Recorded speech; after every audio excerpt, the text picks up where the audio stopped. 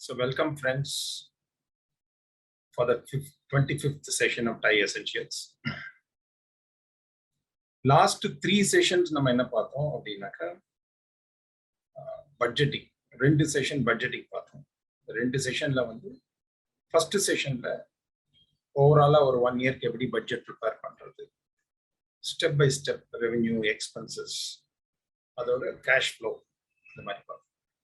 Last செஷன்ல கொஞ்சம் டீப்பா போயிட்டு ஒரு 3 மந்த்ஸுக்கான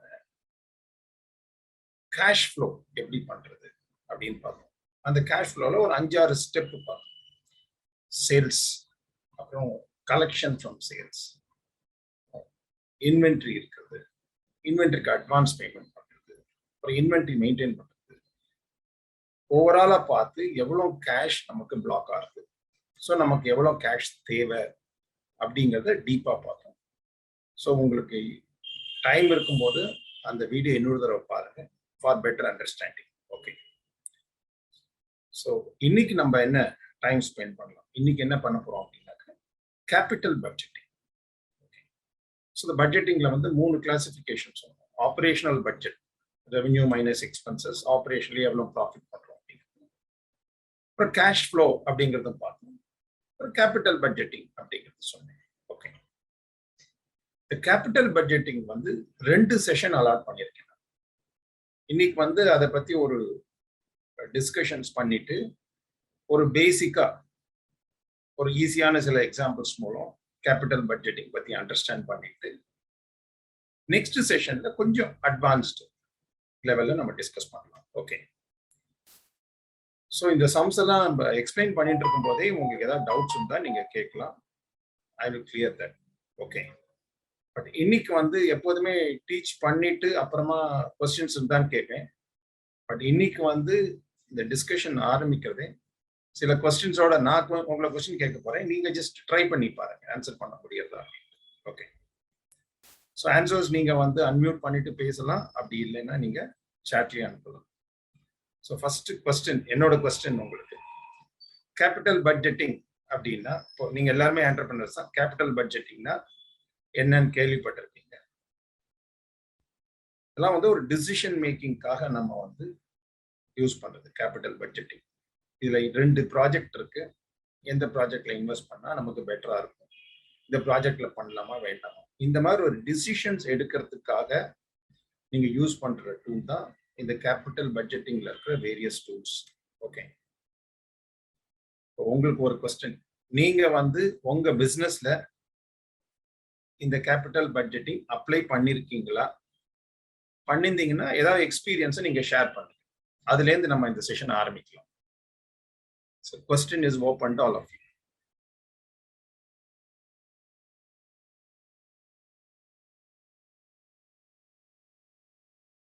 யாராவது ஜஸ்ட் ட்ரை பண்ணுங்க.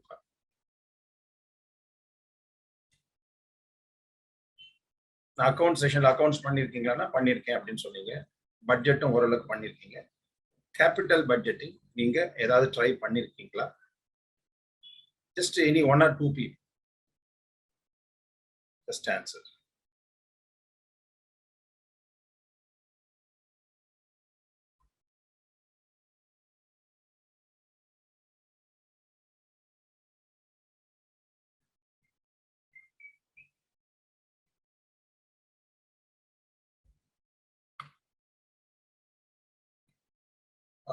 This is my first time, sir. I have not tried before.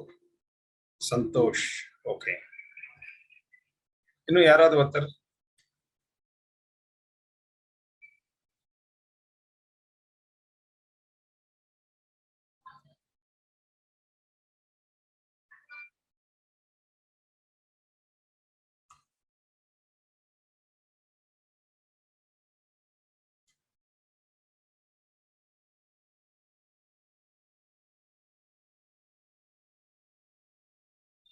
I just want one more response.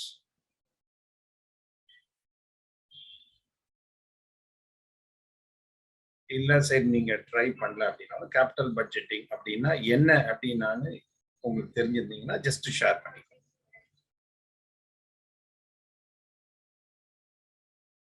சாட்ல type பண்ணலாம் நீங்க.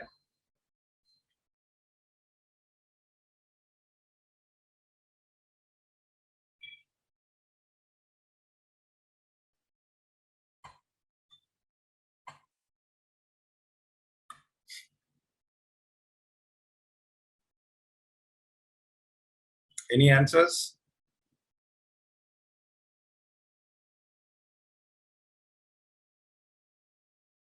Mohammed, any answer?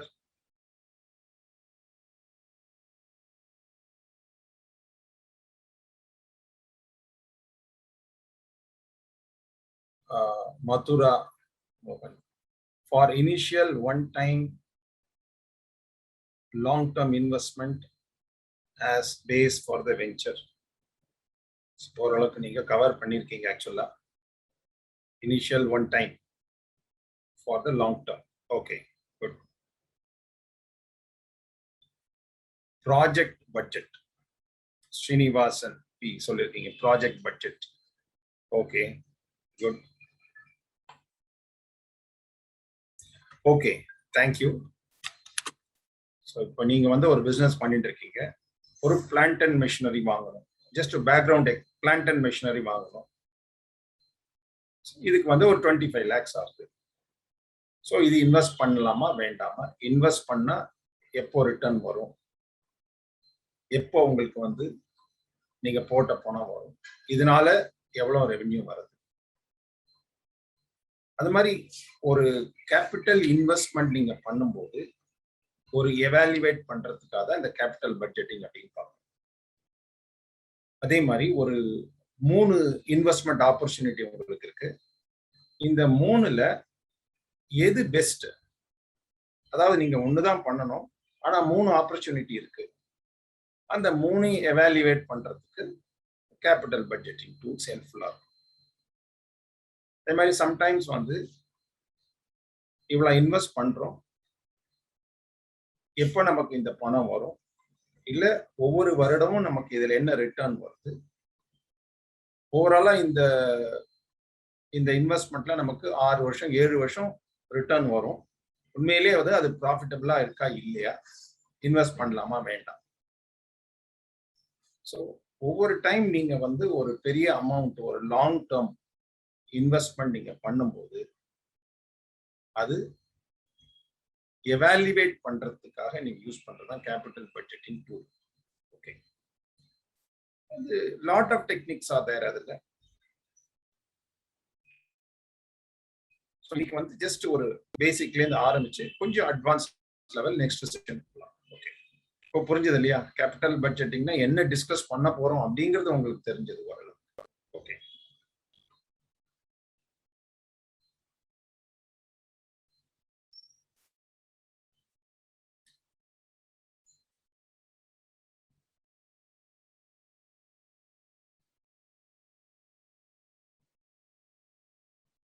Okay. First capital budgeting techniques இதுதான் பார்க்க போறோம். In order to provide maximum value creation to the shareholders, it is important that the best and most profitable investment projects are selected. அதாவது நம்ம invest பண்ணும்போது the shareholdersக்கு value create ஆகும். எப்போ create ஆகும்? நீங்க இன்வெஸ்ட் பண்றது உண்மையிலேயே ப்ராஃபிட்டபிளா உங்களுக்கு இருக்கு. நிறைய டிசிஷன்ஸ் எடுப்பீங்க நீங்க. ஓகே, ஸோ அந்த இன்வெஸ்ட்மெண்ட் வந்து ப்ராஃபிட்டபிளா இருக்கணும். அது இருக்கா இல்லையா அப்படின்னு பார்க்கறதுக்கு இந்த டெக்னிக் நம்ம யூஸ் பண்ணணும். ஓகே, அதுதான் ஃபர்ஸ்ட் ஸ்டெப் சொல்லியிருக்கேன். சப்போஸ் ஏன் இது ரொம்ப இம்பார்ட்டன்ட் அப்படின்னா, இது வந்து ஒரு you are investing a big amount. இதான் ஒரு ராங் செலக்ஷன் நீங்க பண்ணிட்டீங்கன்னா தட் வில் பி டிவாஸ்டேட்டிங். ஒரு 10 crore project or 15 crore project நீங்க டிசைட் பண்ணி இன்வெஸ்ட் பண்ணிட்டீங்க, அந்த ப்ராஜெக்ட் ராங்கான செலக்ஷன் ஆயிடுச்சுனாக்க in terms of returns and the cash flow you are getting, it will affect the organisation. ஒரு ஸ்மால் இன்வெஸ்ட்மெண்ட்னா தெரியாது, ஒரு பெரிய அமௌண்ட் இன்வெஸ்ட் பண்ணும்போது கேர்ஃபுல்லா நீங்க இதை அனலைஸ் பண்ணணும். அது second point. Care required for investment project selection and evaluation. So எந்த ப்ராஜெக்ட் நீங்க செலக்ட் பண்ணிருக்கீங்க, எப்படி எவாலுவேட் பண்றீங்க அப்படிங்கிறது நீங்க ரொம்ப கேர்ஃபுல்லா பண்ணணும். ஸோ இந்த அப்ஜெக்டிவ்லாம் அச்சீவ் பண்றதுக்காக தான் இந்த கேபிட்டல் பட்ஜெட்டிங் டெக்னிக்ஸ் நம்ம பார்க்கணும். ஓகே, சும்மா நீங்க ஒரு கார் வாங்குறதுனா கூட கார் வாங்கி வாடகைக்கு விடுறீங்கன்னு வச்சுக்கோங்க. அப்போ நீங்க பிளான் பண்ணுவீங்களா இல்லையா, இவ்வளவு இன்வெஸ்ட் பண்றோம், மாசம் மாசம் எனக்கு இவ்வளவு ரெண்ட் வரும் அப்படின்ட்டு ஒரு கணக்கு போட்டு தானே வாங்குறீங்க இல்லையா? அது கொஞ்சம் சிஸ்டமேட்டிக்கா சயின்டிபிக்கா பண்றது தான் கேபிட்டல் பட்ஜெட்டிங் டெக்னிக்ஸ். ஓகே, ஏன் அப்படின்னா இது கேபிட்டல் இன்வெஸ்ட்மெண்ட். ஒன்ஸ் இன்வெஸ்ட் பண்ணிட்டீங்கன்னா அது தவறான ஒரு இன்வெஸ்ட்மெண்ட் ஆயிடுது அப்படின்னாக்க இது வந்து கம்பெனிய ஒரு பெரிய வகையில அஃபெக்ட் பண்ணும். அதற்காக தான் வந்து கேபிட்டல் பட்ஜெட்டிங் டெக்னிக்ஸ் அப்படிங்கிறத நம்ம பார்க்கணும். ஓகே, இந்த டெக்னிக் அப்படின்னு வரும்போது 2 டைப்ஸா இதை பிரிக்கலாம், 2 டைப்பா பிரிக்கலாம். ஒன்னு வந்து ட்ரெடிஷனல் ஆர் நான் டிஸ்கவுண்டிங் அப்படின்னு பார்ப்போம். 2 டைப், நான் டிஸ்கவுண்டிங் அண்ட் டிஸ்கவுண்டிங். நான் டிஸ்கவுண்டிங் அண்ட் டிஸ்கவுண்டிங் அப்படின்னா என்ன மீனிங்கிறத முதல்ல சொல்லிடுறேன், அப்புறம் அதை டீப்பா பார்க்கலாம். நீங்க 1 crore இன்வெஸ்ட் பண்றீங்க, அந்த 1 crore இன்வெஸ்ட் பண்ணா நெக்ஸ்ட் 10 இயர்ஸ்க்கு உங்களுக்கு 20 lakhs 20 lakhs 20 lakhs வருதுனாக்க சாதாரண மேத்தமெட்டிக்ஸ்ல உங்களை கேட்டேன்னா நீங்க என்ன ஒர்க் அவுட் பண்ணி சொல்வீங்க, எனக்கு 10 இயர்ஸ்ல 2 crore வருது அப்படிங்கிறீங்க. ஸோ நான் 1 crore இன்வெஸ்ட் பண்றேன், ஆனா எனக்கு 2 crore வருது, அதை பேஸ் பண்ணி டிசைட் பண்றது. இதுதான் நான் டிஸ்கவுண்டிங் அப்படிங்கிறது. அப்படியே எவ்வளவு ரிட்டர்ன் வருதோ அதை கம்பேர் பண்றது இன்வெஸ்ட்மெண்ட்டோட. செகண்ட் மாடல் என்ன, டிஸ்கவுண்டிங். டிஸ்கவுண்டிங் அப்படின்னாக்க there's a time value of money பார்க்க. For example first year 20 lakhs வருது உங்களுக்கு, செகண்ட் இயர் இன்னொரு 20 lakhs வருது. ஆனா ஃபர்ஸ்ட் இயர் வர 20 lakhsம் செகண்ட் இயர் வர 20 lakhsம் ஈக்குவல்னு சொல்ல முடியுமா? நம்ம சொல்ல முடியாது. ஏன்னா அந்த 20 lakhs நமக்கு செகண்ட் இயர்ல தான் கிடைக்கும். தேர்ட் இயர்ல 20 lakhs கிடைக்க போகுது. இப்போ தேர்ட் இயர்ல கிடைக்கிற 20 lakhs ஃபர்ஸ்ட் இயர் கிடைக்கிற 20 lakhsோட நம்ம ஈக்குவேட் பண்ண முடியுமா? முடியாது. அதனாலதான் நெக்ஸ்ட் 10 இயர்ஸ் நீங்க 20 lakhs 20 lakhs 20 lakhsனா அது ஃபியூச்சர்ல உங்களுக்கு 2020 வரப்போகுது. அந்த 20ஓட பிரசன்ட் வேல்யூ என்ன, அதை டிஸ்கவுண்ட் பண்ணி பார்க்கணும். இப்போ ஃபர்ஸ்ட் வருஷம் வர 20 lakhs 20 lakhs எடுத்துக்கணும். இப்போ நெக்ஸ்ட் இயர் வர 20 lakhs நான் இன்னைக்கு டிஸ்கவுண்ட் பண்ணா அது 20 lakhs ஆகாது, இட் மைட் பி 19 lakhs ஆகலாம். அதுதான் டிஸ்கவுண்டிங் மெத்தட் பார்க்கணும். இன்னி வேல்யூல கம்பேர் பண்ணி பார்க்கணும். அதாவது நான் டிஸ்கவுண்டிங்கிறது ட்ரெடிஷனல். இன்னைக்கு 1 crore இன்வெஸ்ட் பண்றேன், எவ்ரி இயர் 20 lakhs வருது, 10 இயர்ஸ்க்கு எனக்கு 2 crores வருது, okay I am happy, 1 crore is becoming 2 crore அப்படின்னு சிம்பிளா போடுறது. தட் இஸ் நான் டிஸ்கவுண்டிங். டிஸ்கவுண்டிங் வரும்போது இந்த 2 crores வரதை அப்படியே நம்ம எடுத்துக்க முடியாது. எவ்ரி இயர் வர அந்த 20 lakhs டிஸ்கவுண்ட் பண்ணி அந்த 20 lakhsோட பிரசன்ட் வேல்யூ என்னன்னு கண்டுபிடிக்கும். அந்த மாதிரி கண்டுபிடிக்கும் போது அந்த 2 crore 1.3 crore வரலாம், இல்ல 1.5 crore வரலாம், 1.7 crore வரலாம். அப்ப நம்ம 1 crore இன்வெஸ்ட் பண்ணிருக்கோம், ஆனா present value of return 1.7 crore வருது. அப்படி டிஸ்கவுண்ட் பண்ணி கண்டுபிடிக்கிறது இன்னொரு மெத்தட். ஸோ கேபிட்டல் பட்ஜெட்டிங்க நம்ம கேட்டகரைஸ் பண்ணோம் அப்படின்னா 2 கேட்டகரி, நான் டிஸ்கவுண்டிங், இன்னொன்னு டிஸ்கவுண்டிங். ஓகே, முதல்ல நம்ம வந்து நான் டிஸ்கவுண்டிங் பத்தி பார்க்கணும். நான் டிஸ்கவுண்டிங்ல வந்து 2 டெக்னிக்ஸ் இருக்கு. பேபேக் பீரியட் அப்படின்ட்டு, second accounting rate of return. 2 techniques இருக்கு. டெக்னிக் 1 வந்து பேபேக் பீரியட், டெக்னிக் 2 வந்து accounting rate of return. Payback period அப்படின்னா ஒரு அமௌண்ட் இன்வெஸ்ட் பண்ணா எவ்வளவு வருஷத்துல அந்த அமௌண்ட் நமக்கு ரிட்டர்ன் ஆகுது, பேபேக் எவ்வளவு வருஷத்துல என்ன டயத்துல நமக்கு போட்ட பணம் திரும்பி வருது, அதான் பேபேக். இப்போ நீங்க 1 crore இன்வெஸ்ட் பண்றீங்க, எவ்ரி இயர் 20 lakhs வருதுன்னா 5 இயர்ஸ்ல உங்களுக்கு பணம் திரும்பி வந்துருது. ஸோ பேபேக் இஸ் 5 years அப்படிப்பா. Second accounting rate of return அப்படின்னாக்க எவ்ரி இயர் எனக்கு என்ன நெட் இன்கம் வருது அதுல அப்படின்னு பார்ப்போம். இப்போ நான் 1 crore இன்வெஸ்ட் பண்ணேன், எவ்ரி இயர் எனக்கு 20 lakhs வருதுன்னா எனக்கு 20%. That's a rate of return. So traditional or non-discounting methodல நமக்கு ரெண்டு மெத்தட் பார்க்க போறோம். Payback period, accounting rate of return. Okay, இந்த ஒவ்வொரு மாடலுக்கும் ஒரு சின்ன ஒரு ஈஸியா புரியுற மாதிரி ஒரு எக்ஸாம்பிள் கொடுத்து உங்களுக்கு எக்ஸ்பிளைன் பண்றேன். ஓகே, ரெண்டு மேஜர் கேட்டகரி சொன்னேன் இல்லையா? அதுல ஃபர்ஸ்ட் வந்து நான் டிஸ்கவுண்டிங் பார்த்தோம். செகண்ட் வந்து discounted cash flow, time adjusted or discount. இதுதான் வந்து டிஸ்கவுண்ட் பண்ணி பார்க்கிறது, எவாலுவேட் பண்றது. டிஸ்கவுண்ட் பண்ணி பார்க்கிறது அப்படின்னா திரும்ப சொல்றேன், 5 வருஷம் கழிச்சு வர 20 lakhsக்கு இன்னைக்கு என்ன வேல்யூ அப்படின்னு கண்டுபிடிக்கிறது தான் டிஸ்கவுண்டிங். ஓகே, இப்போ அதுல வந்து நமக்கு 5 மாடல்ஸ் இருக்கு. ஃபர்ஸ்ட் வந்து நெட் பிரசன்ட் வேல்யூ அப்படின்னு ஒரு டெக்னிக். செகண்ட் ப்ராஃபிட்டபிலிட்டி இண்டெக்ஸ் அப்படிங்கிறது second technique. Internal rate of return அது மூணாவது டெக்னிக். இப்போ லாஸ்ட் 2-3 கிளாஸ்ல நிறைய பேர் ஐஆர்ஆர்னா இன்டர்னல் ரேட் ஆஃப் ரிட்டர்ன்ல ஒரு கொஸ்டினா கேட்டாங்க. அதை ஒரு 4-5 நிமிஷத்துல ஆன்சர் பண்றதை விட ஒரு செஷன்ல ஒரு சம் உங்களுக்கு ஒர்க் அவுட் பண்ணி காமிச்சு சிஸ்டமேட்டிக்கா புரிய வச்சாதான் உங்களுக்கு அது பெனிஃபிட் ஆகும். அதனாலதான் இந்த கேபிட்டல் பட்ஜெட்டிங் அப்படிங்கிற ஒரு டாபிக்காக 2 செஷன் அலாட் பண்ணியிருக்கோம். Modified internal rate of return, அஞ்சாவது டிஸ்கவுண்டட் பேபேக்.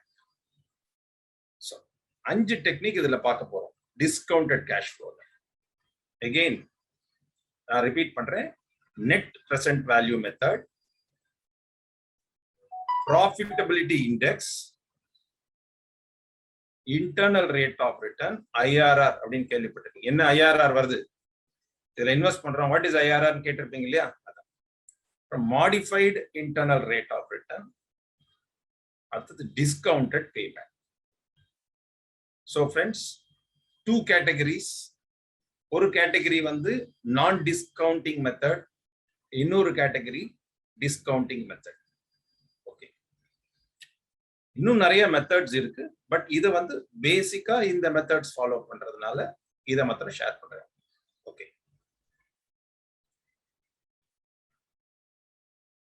இதுல நம்ம ஃபர்ஸ்ட் என்ன டெக்னிக் பார்த்தோம்? பேபேக் பீரியட் அப்படின்னு பார்த்தோம். இப்போ பேபேக் பீரியட் உங்களுக்கு எக்ஸ்பிளைன் பண்றதுக்காக ஒரு இல்லஸ்ட்ரேஷனோட உங்களுக்கு நான் எக்ஸ்பிளைன் பண்ண போறேன். பேபேக் பீரியட் பாருங்க. பேபேக் பீரியட் அப்படின்னா என்ன? This is the length of time required for cumulative net cash flow from the investment equal to the total initial cash outflow. Meaning என்ன அப்படின்னாக்க, நம்ம இப்போ இன்வெஸ்ட் பண்ண பணம் எவ்வளவு நாள்ல நமக்கு திரும்பி வரும், எவ்வளவு வருஷத்துல திரும்பி வரும், அதான் பேபேக் பீரியட். இதுல நீங்க ஒண்ணு கவனிக்க வேண்டியது என்ன அப்படின்னாக்க, டாக்ஸ் அட்ஜஸ்ட் பண்ண அமௌண்ட் தான் உங்களுக்கு ஆக்சுவலா வரும். அதாவது நெட் கேஷ் ஃப்ளோ அப்படிங்கிறது கியூமுலேட்டிவ் நெட் கேஷ் ஃப்ளோனா சம்டைம்ஸ் உங்களுக்கு வந்து சில ரிட்டர்ன் வரும், ஆனா அதுல டாக்ஸ் போயிடும். ஸோ டாக்ஸ் போன பேலன்ஸ் எவ்வளவு வருது, அதான் நெட் கேஷ் ஃப்ளோ. ஓகே, என்னென்ன ஸ்டெப்ஸ், எப்படி அது பேபேக் பீரியட் கண்டுபிடிக்கும்? ஃபர்ஸ்ட் ஸ்டெப், டிட்டர்மைன் தி டோட்டல் இனிஷியல் கேஷ் ஃப்ளோ. முதல்ல எவ்வளவு கேஷ் ஃப்ளோ உங்களுக்கு நீங்க இன்வெஸ்ட் பண்றீங்க, முதல்ல எவ்வளவு கேஷ் இன்வெஸ்ட் பண்றீங்க, அது ஃபர்ஸ்ட் ஸ்டெப். 1 crore இருக்கலாம், 5 crore or 20 lakhs or 50 lakhs. First அதை டிசைட் பண்ணுங்க, எவ்வளவு இன்வெஸ்ட் பண்றோம். Second, calculate annual expected after tax cash inflow over the useful life of the investment. இப்போ இந்த இன்வெஸ்ட்மெண்ட்ல நமக்கு 5 வருஷம் நமக்கு ரிட்டர்ன் வருது, இந்த அசெட்ல இருந்து நமக்கு 5 வருஷம் வருதுன்னா every year after cash, after tax எவ்வளவு கேஷ் வருதுன்னு கால்குலேட் பண்ணும். ஆஃப்டர் டாக்ஸ் 1 crore வரலாம், ஆனா அதுல டாக்ஸ் போர்ஷன் நீங்க கழிச்சிடணும். ஓகே, அப்பதான் உங்களால கரெக்டா எவ்வளவு கேஷ் ஃப்ளோ வருதுன்னு கண்டுபிடிக்கும். Profit is not the return, cash ஃப்ளோவை தான் நீங்க ரிட்டர்னா பார்க்கணும். ஓகே, ஒரே ஒரு எக்ஸாம்பிள். சில டைம் என்ன ஆகும், நீங்க இன்வெஸ்ட் பண்ணும்போது யூனிஃபார்மா இருக்கும். Every year 20 lakhs, 5 years 6 years வரும். அந்த யூனிஃபார்மா இருக்கும்போது எப்படி நீங்க பேபேக் கண்டுபிடிக்கணும்னாக்க, இதுதான் formula. Payback period is equal to total initial capital outflow divided by annual expected after tax cash flow. Just பார்த்துக்கோங்க, ஃபார்முலா தான் அப்படி இருக்கு, பட் ரொம்ப simple. Total initial capital divided by annual expected after tax cash flow. இனிஷியலா நீங்க 1 crore invest பண்றீங்க, அதே example சொல்றேன். 1 crore இன்வெஸ்ட் பண்றீங்க, எவ்ரி இயர் 20 lakhs உங்களுக்கு ரிட்டர்ன் வருது ஆஃப்டர் டாக்ஸ். இப்போ பேபேக் இஸ் ரொம்ப simple. 1 crore divided by 20 lakhs 5 years. அவ்வளவுதான். இதுதான் பேபேக் பீரியட். ஃபர்ஸ்ட் ஒரு எக்ஸாம்பிள், ஒரே ஒரு எக்ஸாம்பிள் பாருங்க. இந்த ப்ராஜெக்ட் காஸ்ட் வந்து 20 lakhs. Initial investment 20 lakhs project cost.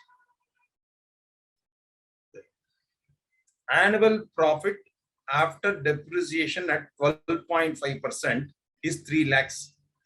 Every year உங்களுக்கு வந்து depreciation போக 3 lakhs profit வருது. depreciation போக profit என்னன்னா, முதல்ல profit கண்டுபிடிக்கிறீங்க, அதுல வந்து depreciation நீங்க கம்மி பண்ணி என்ன profit வருதா profit after depreciation.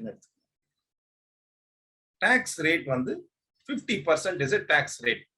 30% நான் சும்மா இதுல உங்களுக்கு இந்த எக்ஸாம்பிளுக்காக 50% போட்டிருக்கேன் tax rate.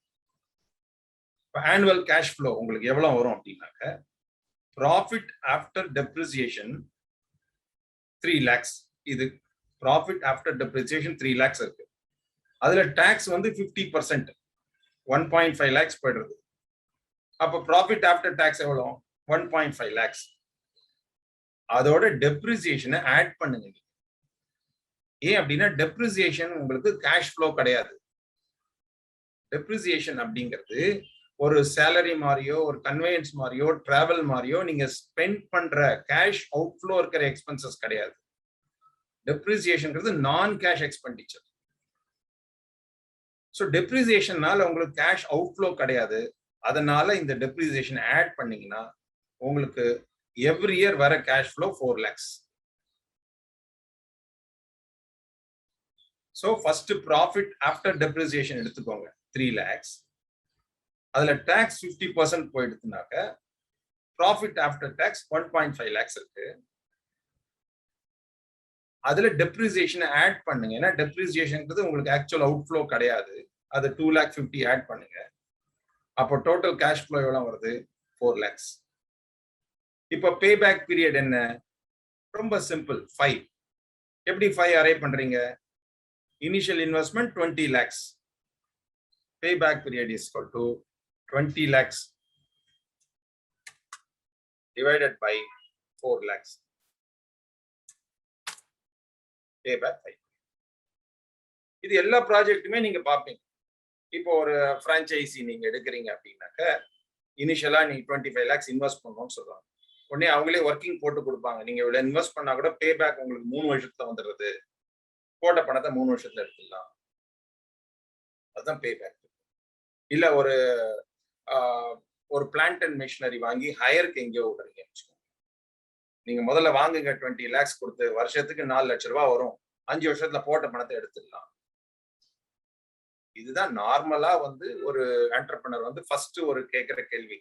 இவ்வளவு பணம் போடுறோம், எவ்வளவு நாள்ல அந்த பணம் ரிட்டர்ன் ஆகும்? அதுதான் பேபேக் பீரியட். ஸோ இந்த ஃபர்ஸ்ட் எக்ஸாம்பிள் உங்களுக்கு புரிஞ்சதா? பேபேக் பீரியட் ரொம்ப ஒரு ஈஸியான ஒரு எக்ஸாம்பிளா உங்களுக்கு கொடுத்துருக்கேன்.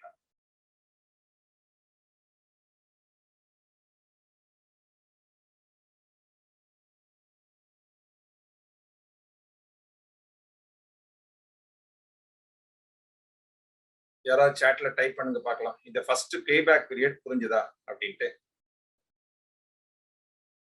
Got it, sir. Srinivasan. One more person. Yes, sir. Yes, sir. Balasubramanian. Good. Good. Okay. So இதுல வந்து thank you for response. இதுல வந்து ரொம்ப ஈஸியா கண்டுபிடிச்சேன். ஏன்னா எவ்ரி இயர் வந்து ஈக்குவலா வருது அப்படின்னு தெரிஞ்சிருச்சு உங்களுக்கு. இப்போ total investment divided by 4 lakhs போட்டு 5 years போட்டு சம்டைம்ஸ் என்ன ஆகும், ஃபர்ஸ்ட் இயர் 4 lakhs வரும், செகண்ட் இயர் 3 lakhs வரும், தேர்ட் இயர் 2 lakhs வரலாம். அப்ப என்ன பண்ணும், cumulative cash flow எந்த வருஷத்துல அந்த 20 லட்சம் ரீச் ஆகுதுன்னு பார்க்கணும். அப்ப என்ன பண்ணும், எவ்ரி இயர் நம்ம ஒர்க் அவுட் பண்ணிப்பாங்க. அடுத்த எக்ஸாம்பிள்ல பார்க்கலாம். இந்த எக்ஸாம்பிள் என்ன, when the cash flow is not uniform for all the years. First சம்ல எவ்ரி இயர் யூனிஃபார்மா 4 lakhs, அதனால 20 lakhs டிவைடட் பை 4 lakhs போட்டோம். சம்டைம்ஸ் எவ்ரி இயர் உங்களுக்கு யூனிஃபார்மா வராது, மாறி மாறி வரலாம். அதுக்கு ஒரு எக்ஸாம்பிள் போட்டிருக்கேன். இனிஷியல் அவுட்ஃப்ளோ வந்து 2 lakhs. இனிஷியல் அவுட்ஃப்ளோ வந்து 2 lakhs. இயர் 1ல வந்து 80,000 வருது, இயர் 2ல 60,000 வருது, இயர் 3ல 60,000 வருது, இயர் 4ல 20,000 வருது. அப்போ பேபேக் பீரியட் அப்படிங்கிறது எப்படி கண்டுபிடிக்கணும் அப்படின்னாக்க, ஃபர்ஸ்ட் இயர் 80,000, கியூமுலேட்டிவா எவ்வளவு வருது, டோட்டலா 80,000. செகண்ட் இயர் இன்னொரு 60,000 வருது, கியூமுலேட்டிவ் போட்டா 1.4 lakhs வருது. தேர்ட் இயர் இன்னொரு 60,000, கியூமுலேட்டிவ் போட்டா 2 lakhs. ஸோ போட்ட பணம் உங்களுக்கு 3 yearsல வந்துடும். ஃபோர்த் இயர் 20,000, 4 yearsல 2,20,000 வருது. பட் உங்களோட இனிஷியல் அவுட்ஃப்ளோ எவ்வளோ, 2 lakhs. இப்போ பேபேக் பீரியட் எவ்வளோ, 3 years. ஃபர்ஸ்ட் செம்ல வந்து எவ்ரி இயர் யூனிஃபார்மா வரதுனால எவ்வளவு வருஷம் ஜஸ்ட் லைக் தட் போட்டுறீங்க. பட் இதுல வந்து எவ்ரி இயர் அமௌண்ட் மாறி மாறி வரதுனால கியூமுலேட்டிவா எவ்வளவு வருஷ கடைசியில நமக்கு இந்த 2 lakhs திரும்பி வருது அப்படின்னு பார்த்தா, ஃபர்ஸ்ட் இயர் 80,000 வந்துருது, செகண்ட் இயர் டோட்டலா 1.4 வந்துருது, தேர்ட் இயர் 2 lakhs வந்துருது. ஸோ பேபேக் பீரியட் வந்து 3. So in year 3, the cash flow is equal to initial outlay and hence payback period 3 years. So எந்த வருஷ கடைசியில உங்களுக்கு போட்ட பணம் ரீச் ஆகுதோ பேபேக் அவ்வளவு வருஷம் ஆறுதுன்னு. இது ரொம்ப சிம்பிளான ஒரு இதுதான். நீங்க இதெல்லாம் ஃபாலோ பண்ணிட்டு இருக்கீங்க. சப்போஸ் இதே சம்ல இனிஷியல் அவுட்லே வந்து 2 lakhs இல்ல 2,05,000 வச்சுக்கோங்க. இனிஷியலா வந்து 2,05,000 இன்வெஸ்ட் பண்றீங்கன்னு வச்சுக்கோங்க. இப்போ கியூமுலேட்டிவ் பார்க்கும்போது என்ன வருது, 3 yearsல 2 lakh வந்துருது, ஃபோர்த் இயர்ல இன்னொரு 20,000 வருது. அப்போ இதை 4 yearsனு சொல்ல முடியுமா, சொல்ல மாட்டோம். ஏன்னா நமக்கு வேண்டியது 2,05,000 தான். ஸோ அந்த 5,000 divided by 20,000, 1/4 of the year. இப்போ 3 and 1/4 ஆஃப் த இயர் தான் நமக்கு பேபேக் பீரியட். அது எப்படி பார்க்கலாம், the first 3 years give 2 lakhs நமக்கு வந்துருது. ஃபர்ஸ்ட் 3 yearsல 2 lakhs வந்துருது. ஃபோர்த் இயர்ல எவ்வளவு இருக்கு, 20,000 வருது. நமக்கு வேண்டியது எவ்வளவு, 2,05,000. இன்னும் அந்த 5,000 எப்போ வருது, ஃபோர்த் இயர்ல மொத்தம் 20,000 வருது. 5,000 டிவைடட் பை 20,000 பார்த்தீங்கன்னா 1/4 ஆஃப் த இயர். அப்போ பேபேக் பீரியட்ங்கிறது 3 and 1/4 ஆஃப் த இயர். இன்னொரு எக்ஸாம்பிள் உங்களுக்கு இது கொடுத்தது காரணம் என்னன்னாக்க, இந்த ரிட்டர்ன் வந்து உங்களுக்கு எவ்ரி இயர் உங்களுக்கு மாறி மாறி வரலாம். அதனால நீங்க total investment divided by yearly return போடாம ஒவ்வொரு வருஷமும் அக்யூமுலேட் பண்ணி பண்ணி எந்த வருஷம் நமக்கு வருது. ஸோ இந்த செகண்ட் மாடல் புரிஞ்சதா, பேபேக் பீரியட்? டவுட் இருந்தா கேளுங்க. Can you please explain depreciation? Okay. Depreciation explain பண்றேன்.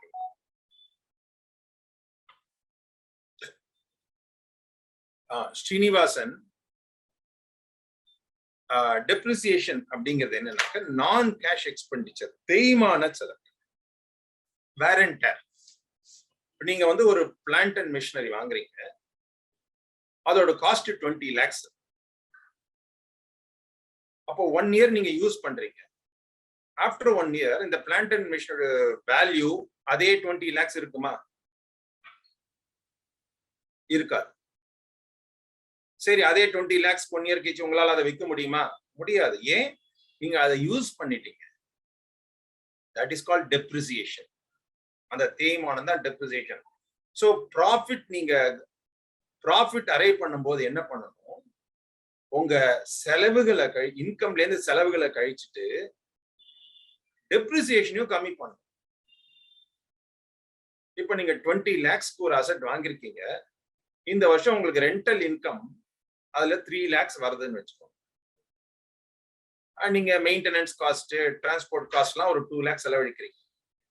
அப்போ 3 lakhs minus 2 lakhs 1 lakh profit கிடையாது. அதுல ஒரு டெப்ரிசியேஷன் போர்ஷனும் ஆட் பண்ணும். சின்ன எக்ஸாம்பிளா சொல்றேன். ஒரு பிளான்ட் வாங்குறீங்க, ஒரு பிளான்ட் அண்ட் மிஷினரி. ஒரு மிஷினரி வந்து 20 lakhs வாங்குறீங்க.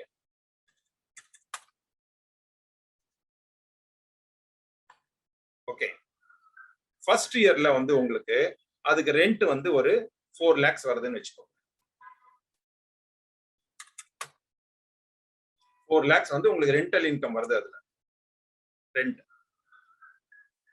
நீங்க எக்ஸ்பென்சஸ், அந்த மெயின்டெனன்ஸ், போய் இன்ஸ்டால் பண்றது, சர்வீஸ் பண்றது, அந்த எக்ஸ்பென்சஸ் வந்து ஒரு 2 lakhs ஆகுது.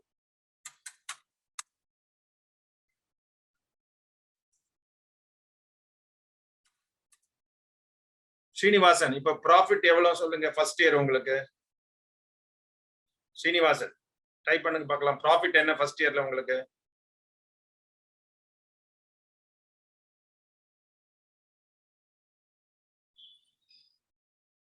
டூ சொல்றீங்க இல்லையா? இப்போதான் டெப்ரிசியேஷன் என்ன அப்படின்னு சொல்றேன் உங்களுக்கு. Profit 2 lakhs.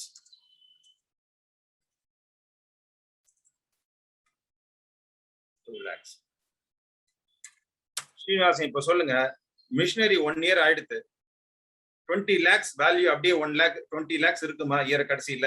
இருக்காது இல்லையா? இந்த மிஷினரியை நீங்க 5 வருஷம் யூஸ் பண்ணலாம், இல்ல 4 வருஷம் தான் யூஸ் பண்ண முடியும்.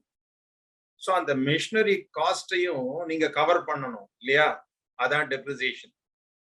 ஃபார் எக்ஸாம்பிள், இந்த மிஷினரிய 20 lakhs இருக்கு, 5 வருஷம் தான் நீங்க யூஸ் பண்ண போறீங்கன்னா டெப்ரிசியேஷன் ஒன்னு நீங்க கால்குலேட் பண்ணணும் இல்லையா?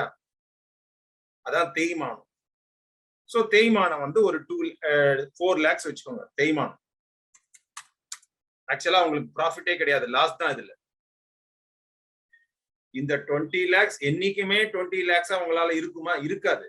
5 வருஷம் கழிச்சு 20 lakhs ஜீரோ ஆயிடும் உங்களுக்கு. அதுதான் டெப்ரிசியேஷன். ஓகே, சப்போஸ் டெப்ரிசியேஷன் வந்து 50,000 எடுத்துக்கோங்க. இப்போ profit after depreciation, profit after depreciation 2 lakhs minus 50,000, 1,50,000. So நீங்க டாக்ஸ் பே பண்ணும்போது 1,50,000 டாக்ஸ் பே பண்ணா போதும். ஆனா கேஷ் ஃப்ளோன்னு பார்க்கும்போது டாக்ஸும் போடுறேன். ஃபார் எக்ஸாம்பிள், இதுல வந்து டாக்ஸ் வந்து 50,000 பே பண்றீங்க. இப்போ உங்களுக்கு எவ்வளவு கேஷ் வருது? 1,50,000 minus 50,000 போடுறீங்க இல்லையா? ஆனா டெப்ரிசியேஷன் ஒரு எக்ஸ்பென்ஸ் காமிச்சிருக்கீங்க, அது உங்களுக்கு கையை விட்டு போல. அதனால நீங்க அங்க டெப்ரிசியேஷனை ஆட் பண்ணணும். அது செலவா காமிச்சிருக்கீங்க, ஆனா கேஷ் வெளியில போல. உங்களுக்கு டாக்ஸ் 50,000 போயிடுது, அது வெளியே போயிடுது. சோ கேஷ் ஃப்ளோ 1 lakh நினைக்கிறோம், ஆனா கேஷ் ஃப்ளோ 1 lakh கிடையாது. கேஷ் ஃப்ளோ வந்து this plus depreciation 1.5. கேபிட்டல் பட்ஜெட்டிங்ல நீங்க திரும்ப திரும்ப இந்த டாக்ஸ் டெப்ரிசியேஷனை கேர்ஃபுல்லா கவனிக்கணும். டெப்ரிசியேஷன் அப்படிங்கிறது உங்களுக்கு கேஷ் அவுட்ஃப்ளோ கிடையாது. அது ப்ராஃபிட்டை கரெக்டா கண்டுபிடிக்கிறதுக்காக நம்ம தேய்மானம் எவ்வளவு போடுறோங்கிறத பொறுத்து இருக்கு. ஆனால் டாக்ஸ்ங்கிறத நீங்க கன்சிடர் பண்ணணும். டாக்ஸ்ங்கிறது உங்களுக்கு பணம் வெளியே போயிடுது. Okay okay Srinivasan, so what is your response? Clear? புரிஞ்சதா? ஒரு மெசேஜ் போடுங்க பார்க்கலாம். Clear? Okay, fine, thank you.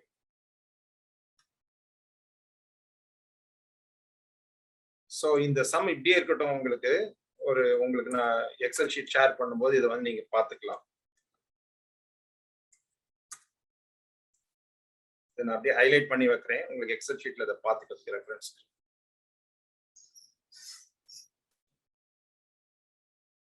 ஒரு எக்ஸாம்பிள்.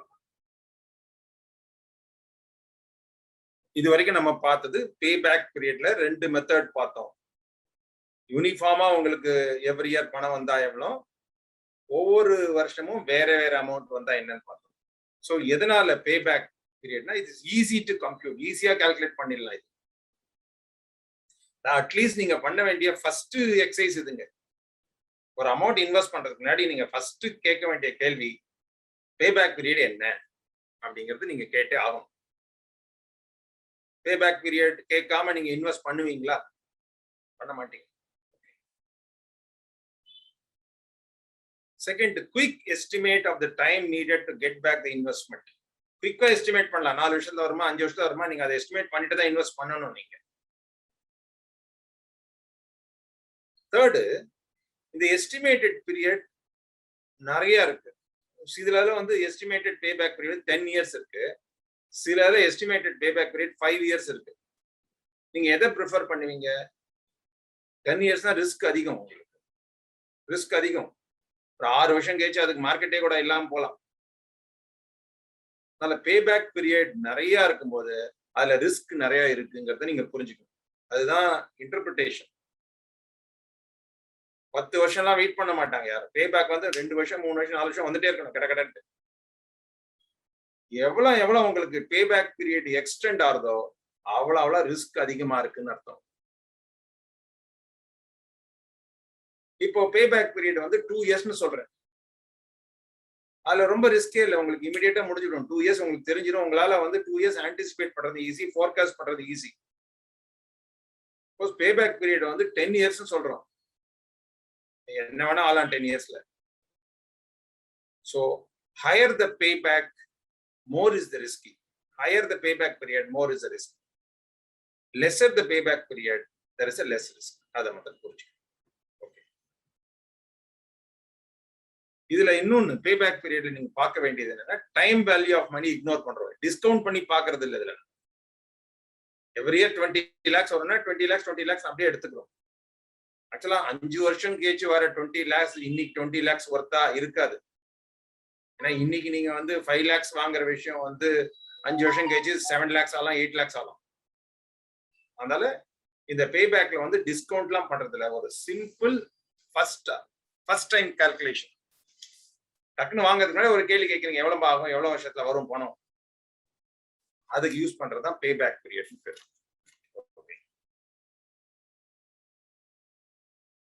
இன்னொரு எக்ஸாம்பிள் பார்க்க.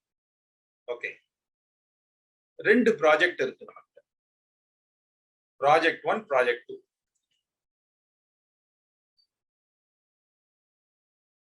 ப்ராஜெக்ட் 1ல வந்து இது வந்து year, first year, second year, third year, fourth year, fifth year. So 2 project பண்றீங்க. எந்த ப்ராஜெக்ட் நீங்க செலக்ட் பண்ணலாம், எந்த ப்ராஜெக்ட்ல இன்வெஸ்ட் பண்ணலாம் அப்படின்னு டிசைட் பண்ணும்போது என்ன பண்ணும், இந்த 2 ப்ராஜெக்ட் எடுத்துட்டு ஒவ்வொரு ப்ராஜெக்ட்லயும் வருஷம் எவ்வளவு உங்களுக்கு கேஷ் ஃப்ளோ வருதுன்னு பார்க்கணும். இப்போ இந்த எக்ஸாம்பிள்ல என்ன சொல்றோம், 5 வருஷம் எடுத்து ஒவ்வொரு வருஷத்துக்கு எவ்வளவு ரிட்டர்ன் வருதுன்னு பார்த்துக்கணும். இப்போ இதுல பாத்தீங்கன்னா ப்ராஜெக்ட் 1ல ப்ராஜெக்ட் 1லயும் 5 lakhs வந்துடுது, ப்ராஜெக்ட் 2லயும் 5 lakhs வந்துடுது. ஆனா ப்ராஜெக்ட் 1ல ஃபர்ஸ்ட் 2 இயர்ஸ்லயே 4 lakhs வந்துடுது, அப்புறம் கம்மி அமௌண்ட் வருது. பட் ப்ராஜெக்ட் 2ல பாத்தீங்கன்னா எவ்ரி இயர் 1 lakh ஈக்குவலா வருது. இப்போ இதான் உங்களுக்கு கேட்கிற கேள்வி, எந்த ப்ராஜெக்ட் நீங்க சூஸ் பண்ணுவீங்க? யாராவது ஆன்சர் பண்ணுங்க பார்க்கலாம். எந்த ப்ராஜெக்ட் நீங்க சூஸ் பண்ணுவீங்க?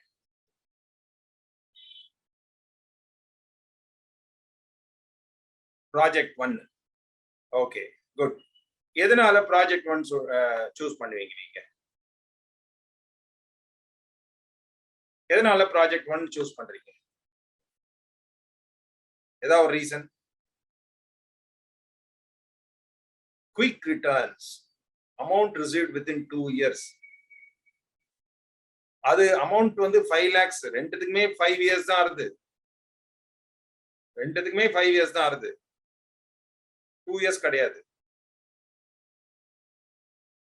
சொல்லுங்க பார்க்கலாம், ரெண்டுத்துக்குமே 5 years தான் ஆறுது. Srinivasan, amount received within 2 years கிடையாது. ப்ராஜெக்ட் 1க்கும் உங்களுக்கு 5 lakhs வரதுக்கு 5 years ஆறுது. ப்ராஜெக்ட் 2க்கும் 5 lakhs 5 years ஆறுது. குயிக் ரிட்டர்ன்ஸ் அத கரெக்டா நீங்க புரிஞ்சுக்கணும்னா, ஃபர்ஸ்ட் 2 yearsலயே உங்களுக்கு 4 lakhs வந்துருது.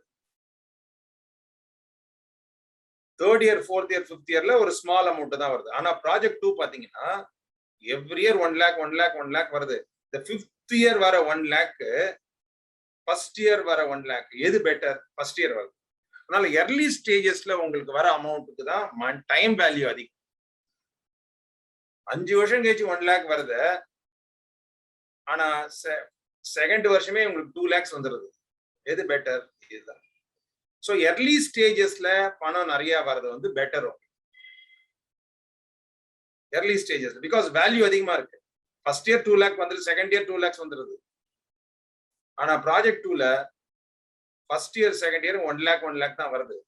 But 3rd year, 4th year, 5th year 1 lakh வருது. பட் அதுக்கு வந்து இப்ப வேல்யூ அதிகம் இருக்காது. 5 வருஷம் கழிச்சு 1 lakh, அதுதான் டிஸ்கவுண்டிங் அப்படின்னு நம்ம பார்க்க போறோம். இன்னொரு கேட்டகரி ஆஃப் டெக்னிக்ல டிஸ்கவுண்டிங் பார்க்க போறது அதுதான். அந்த டிஸ்கவுண்டிங்கோட இம்பார்ட்டன்ஸ் தெரியறதுக்காக தான் இந்த எக்ஸாம்பிள் நான் உங்களுக்கு சொன்னேன்.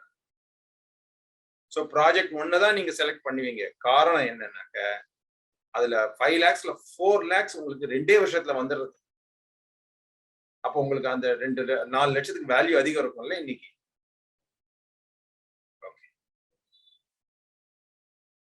Both are considered equal, but time value money is not considered. If time value is considered, project 1 is better.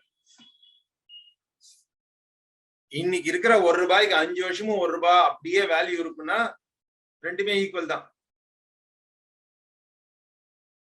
ஆனா இன்னைக்கு இருக்கிற 1 ரூபாய்க்கு 5 வருஷம் கழிச்சு வேல்யூ வந்து 60 பைசா ஆகிடும் அப்படின்னா அதான் டைம் வேல்யூ ஆஃப் மணின்னு பாக்குறது. அப்ப ப்ராஜெக்ட் 1 தான் நமக்கு பெட்டர். சோ இந்த இன்வெஸ்ட்மெண்ட் டிசிஷன்ல இது ரொம்ப ரொம்ப இம்பார்ட்டன்ட். ஓகே, நீங்க மதுரா மோகன் ஆன்சர் பண்ணிருக்கீங்க. Better because of inflation, money value or interest adjustment. Beautiful. அதுதான் கான்செப்ட். இன்வெஸ்ட்மெண்ட் டிசிஷன்ல கான்செப்ட் இதான். டைம் வேல்யூ ஆஃப் மணி பார்க்கணும், otherwise present value of money பார்க்கணும். அது பிரகாரம் பாத்தீங்கன்னா உங்களுக்கு ப்ராஜெக்ட் 1 பெட்டர்னு தோணும். சோ இந்த எக்ஸாம்பிள் புரிஞ்சதா?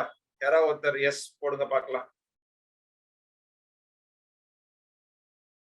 இந்த எக்ஸாம்பிள் ப்ராஜெக்ட் 1 பெட்டரா, ப்ராஜெக்ட் 2 பெட்டரா, ஏன் அப்படின்னு புரிஞ்சது இல்லையா? Okay, good.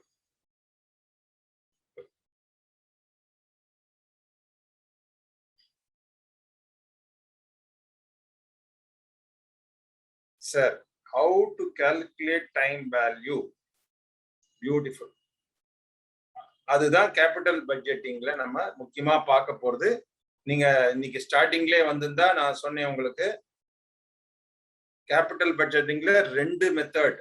சிம்பிள் மெத்தட் வந்து non discounting, second method discounting. அந்த டிஸ்கவுண்டிங்ல தான் டைம் வேல்யூ நம்ம கன்சிடர் பண்ணோம்.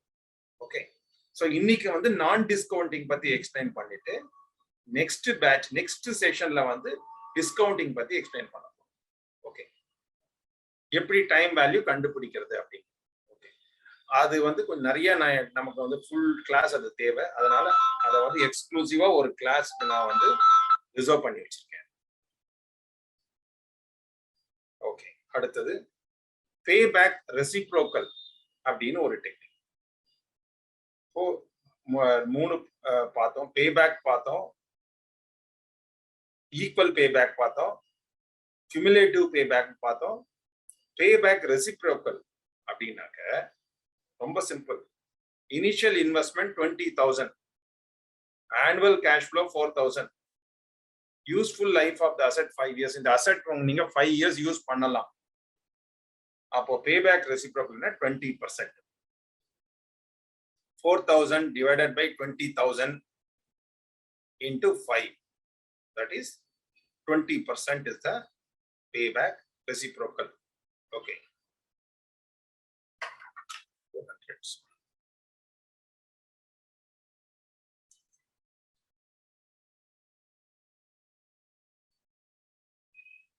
4,000 divided by 20,000 to 100. 20%. அப்போ 5 இயர்ஸ்ல உங்களுக்கு 100% வந்துருது. இதான் பர்சன்டேஜ் பேசிஸ்ல இதை கன்வெர்ட் பண்ணி பார்க்கிறது. ஓகே, இதுதான் பேபேக் ரெசிப்ரோக்கல்னு பேர். திரும்ப சொல்றேன், இனிஷியல் இன்வெஸ்ட்மெண்ட் 20,000, ஆனுவல் கேஷ் ஃப்ளோங்கிறது 4,000. ஆனுவல் கேஷ் ஃப்ளோங்கிறது திரும்ப சொல்றேன், ஆஃப்டர் டாக்ஸ். அதை புரிஞ்சுக்கோங்க. Depreciation is not a cash out flow, அதுவும் புரிஞ்சுக்கோங்க. ஓகே, யூஸ்ஃபுல் லைஃப் வந்து 5 இயர்ஸ் உங்களுக்கு. அப்போ 5 இயர்ஸ்ல நீங்க இந்த பணத்தை எடுத்தாகணும் அப்படின்னாக்க உங்களுக்கு மினிமம் 20% ரிட்டர்ன் வரணும். அதுதான் 4,000 divided by 20,000 into 100 is equal to 20%. Okay, சும்மா உங்களுக்கு இது புரிஞ்சதா ரெசிப்ரோக்கல் அப்படிங்கிறது? ஓகே, சோ இது வரைக்கும் பார்த்தது வந்து first method, payback period method.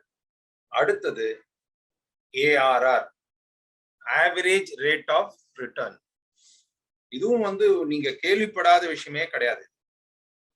நார்மலா பாக்குறீங்க, இவ்வளவு இன்வெஸ்ட் பண்ணா எவ்வளவு ரிட்டர்ன் வருது, அதான் average rate of return. Okay, step by step அதை எக்ஸ்பிளைன் பண்றேன். The accounting rate of return measures the average annual net income of the project, incremental income as a percentage of the investment. என்ன meaning அப்படின்னாக்க, ஒரு amount invest பண்றீங்க, இந்த அமௌண்ட்னால நமக்கு எவ்வளவு return வருது, அது என்ன பர்சன்டேஜ் அப்படின்னு கண்டுபிடிக்கிறது தான். இதுல வந்து நெட் இன்கம், இந்த இன்வெஸ்ட்மெண்ட்னால உங்களுக்கு அடிஷனலா எவ்வளவு இன்கம் வருது. இங்க வந்து கேஷ் ஃப்ளோ பார்க்க கூடாது. நீங்க கேஷ் ஃப்ளோங்கிறது வேற, நெட் இன்கம்ங்கிறது வேற. கேஷ் ஃப்ளோங்கிறது டாக்ஸை கம்மி பண்ண போறீங்க, டெப்ரிசியேஷன் ஆட் பண்ண போறீங்க. நெட் இன்கம்ங்கிறது எவ்வளவு ப்ராஃபிட் வருது. இதுல சேம் எக்ஸாம்பிள், 20 lakhs இன்வெஸ்ட் பண்றீங்க, உங்களுக்கு 5 lakhs ஃபர்ஸ்ட் இயர் வருதுன்னா ரொம்ப simple, 5 lakhs divided by 20 lakhs into 100, 25%. அதான் the rate of return, 25%. இதுலயும் நம்ம discounting, time value of money எல்லாம் பார்க்கல. இதெல்லாம் வந்து ஸ்ட்ரெயிட் ஃபார்வர்ட் அப்படியே பார்க்கணும். Accounting rate of return measures the average annual income of the period as percentage of the investment. Simple calculation. Fixed deposit 10 lakhs போடுறீங்க, 10 lakhs போடுறீங்க, 1 lakh அவன் interest கொடுக்குறான். அப்ப எவ்வளவு? 10% சொல்றோம் இல்லையா? அதுதான் very simple, 10%. That is a rate of return. இந்த இன்வெஸ்ட்மெண்ட்டுக்கு எவ்வளவு ரிட்டர்ன் பா கிடைக்கிறது அப்படின்னு ஒரு क्वेश्चन கேக்குறீங்க இல்லையா? சார் 10% கிடைக்கும் சார், 15% கிடைக்கும். அதுதான் accounting rate of return or average rate of return. இதை வந்து நீங்க டிஸ்கவுண்ட் பண்ணிலாம் பார்க்க போறது இல்ல. 3 வருஷம் கழிச்சு இவ்வளவு வந்தா அதை எவ்வளவு டிஸ்கவுண்ட் பண்ண எவ்வளவு வரும் அப்படிலாம் கால்குலேட் பண்ண வேண்டாம். Simple rate of return. So அதுக்கு என்ன formula? accounting rate of return is equal to average annual net income divided by investment. வருஷா வருஷம் உங்களுக்கு ஒரு அமௌண்ட் ரிட்டர்ன் வருது, that divided by investment தான் பர்சன்டேஜ். இன்னும் சிம்பிளா சொல்லணும்னா 1 lakh இன்வெஸ்ட் பண்றீங்க, 10,000 ரிட்டர்ன் வருது. அப்போ what is the rate of return? 10,000 divided by 1 lakh into 100, 10%. இதுதான் ஆவரேஜ் ரேட் ஆஃப் ரிட்டர்ன். ஏன்னா இன்வெஸ்ட்மெண்ட் 1 lakh, ஃபர்ஸ்ட் இயர் 10,000 வருது, செகண்ட் இயர் 20,000 வருது. அப்போ செகண்ட் இயர் வந்து 20,000 divided by 1 lakh into 100. 20% second year. Third year 50,000 வருது. அப்ப rate of return for third year is 50,000 divided by 1 lakh into 100. So first year 10%, second year 20%, third year 50%. அப்ப average என்ன அப்படின்னாக்க 10 plus 20 plus 50 divided by 3.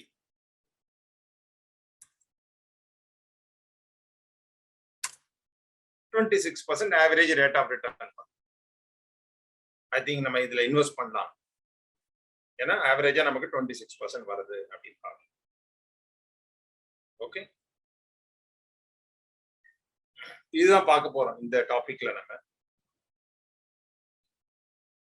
The numerator is the average annual income generated by the project over its useful life.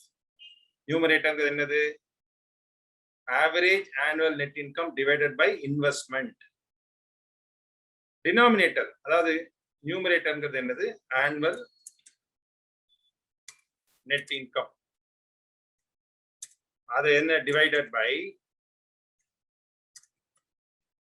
investment.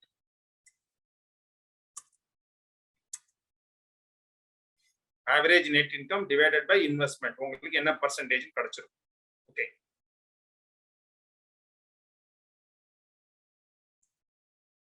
so denominator investment அப்படிங்கிறது எதை சொல்றாங்கன்னா, denominator can be initial investment including installation cost or average investment over the useful life of the asset. Average means average amount of investment blocked during the life of the asset. Sometimes என்ன ஆகும், first year வந்து 1 lakh invest பண்ணலாம், second year இன்னொரு 1 lakh add on பண்ணலாம், third year இன்னொரு 3 லட்சம் invest பண்ணலாம். So அந்த இன்வெஸ்ட்மெண்ட் கூட மாறும், வருஷம் மாறும். அப்போ ஆவரேஜ் இன்வெஸ்ட்மெண்ட் என்ன அப்படின்னு எடுத்துக்கணும் நீங்க. சரி, ஃபர்ஸ்ட் இயர் வந்து 10 lakhs இன்வெஸ்ட் பண்றீங்க, அதுக்கு 20% ரிட்டர்ன் வருது. இப்போ செகண்ட் இயர் இன்னொரு 10 lakhs இன்வெஸ்ட் பண்றீங்க, அப்ப இன்வெஸ்ட்மெண்ட் வந்து 10 + 10 20 lakhs எடுத்துக்கணும். அந்த 20 lakhs எவ்வளவு பர்சன்டேஜ் வருது? ஸோ ஆவரேஜ் இன்வெஸ்ட்மெண்ட் எடுத்துக்கணும். 10 lakhs இருக்கு, வருஷ கடைசி 20 lakhs இருக்கு, ஆவரேஜா 15 lakhs அப்படின்னு எடுத்துக்கலாம். அதுவும் ஒரு எக்ஸாம்பிளோட உங்களுக்கு எக்ஸ்பிளைன் பண்றேன், அது ஈஸியா புரியும். ஒரே ஒரு எக்ஸாம்பிள், இனிஷியல் இன்வெஸ்ட்மெண்ட் 3 lakhs. உங்களுக்கு புரியணுங்கிறதுக்காக சும்மா குட்டி குட்டி எக்ஸாம்பிள் எடுத்துருக்கு. ஒரு பெரிய சம் எடுத்தெல்லாம் உங்களுக்கு நான் வந்து கிராக் பண்ணி பார்க்கணும்னு அவசியம் கிடையாது. சிம்பிளா இனிஷியல் இன்வெஸ்ட்மெண்ட் 3 lakhs. புரியுறதா? ஓகே. Life span 3 years. அந்த இன்வெஸ்ட்மெண்டோட வேல்யூ 3 years தான். Salvage value 90,000. சால்வேஜ் வேல்யூ அப்படின்னா 3 வருஷம் கேச்சு நீங்க அந்த மெஷினரி வித்தீங்கன்னா உங்களுக்கு 90,000 கிடைக்கும், அவ்வளவுதான். அதையும் நீங்க கன்சிடர் பண்ணும். 90,000. Profit before depreciation for the year 1,50,000. Depreciation முன்னாடி ப்ராஃபிட் 1,50,000. இந்த 4 இன்புட்ஸ் எடுத்துக்கோங்க. இந்த 4 இன்புட்ஸ் எடுத்து பாருங்க. Profit before depreciation 1,50,000. depreciation assuming 70,000 depreciation. அப்ப profit after depreciation 80,000. initial investment 3 lakhs உங்களுக்கு. இயர் எண்ட்ல வந்து அந்த இன்வெஸ்ட்மெண்ட் வேல்யூ 2,30,000 ஆயிடும். ஏன்னா depreciation 70,000 போயிடும். சோ இனிஷியலா 3 lakhs இருக்கு. செகண்ட் இயர் இன்வெஸ்ட்மெண்ட் உங்களுக்கு 3 lakhs கிடையாது. ஏன்னா depreciation அதுல போயிடுச்சுன்னா அந்த இன்வெஸ்ட்மெண்டோட வேல்யூ 2,30,000 ஆயிடும். மாதிரி செகண்ட் இயர் பாத்தீங்கன்னா ப்ராஃபிட் 1,50,000, டெப்ரிசியேஷன் 70,000. இப்போ ப்ராஃபிட் ஆஃப்டர் டெப்ரிசியேஷன் எவ்வளவு? 80,000. வேல்யூ ஆஃப் இன்வெஸ்ட்மெண்ட் எவ்வளவு? 2,30,000. இயர் எண்ட்ல 1,60,000 ஆயிடும். ஏன்னா டெப்ரிசியேஷன் 70,000 போயிடுது. அதே மாதிரி கால்குலேட் பண்ணீங்கன்னா உங்களுக்கு ஆனுவல் வைஸ் பாத்தீங்கன்னா இயர் 1ல உங்களுக்கு என்ன return வருதுனாக்க 80,000 H24 80,000 divided by I-24. The 3 lakhs உங்களுக்கு 80,000 வருது. So percentage வந்து எப்படி இந்த 27% வருது? 80,000 income வருது divided by 3 lakhs into 100. 27% வந்து year 1ல வருது. annual basisல பாத்தீங்கன்னா. year 2ல எப்படி வருது அப்படின்னாக்க 80,000 divided by 2,30,000 எடுத்துக்கணும். 3 lakhs எடுத்துக்க முடியாது. ஏன்னா அப்போ அசெட் வேல்யூ வந்து உங்களுக்கு 70,000 கம்மி ஆயிடுது. திரும்ப அந்த 3 lakhs எடுத்துக்க முடியாது. 2,30,000 into 100 போட்டீங்கன்னா 34% வரும் year 2. year 3 எவ்வளவு வருது? அதே மாதிரி profit 80,000 divided by 1,60,000 எடுத்துக்கணும். ஏன்னா depreciation போக 1,60,000 ஆயிடுது உங்களுக்கு இன்வெஸ்ட்மெண்ட். 50% வரும். 50%. So year 1ல 27%, year 2ல 35%, year 3ல 50%. Average பாத்தீங்கன்னாக்க 27 plus 35 plus 50.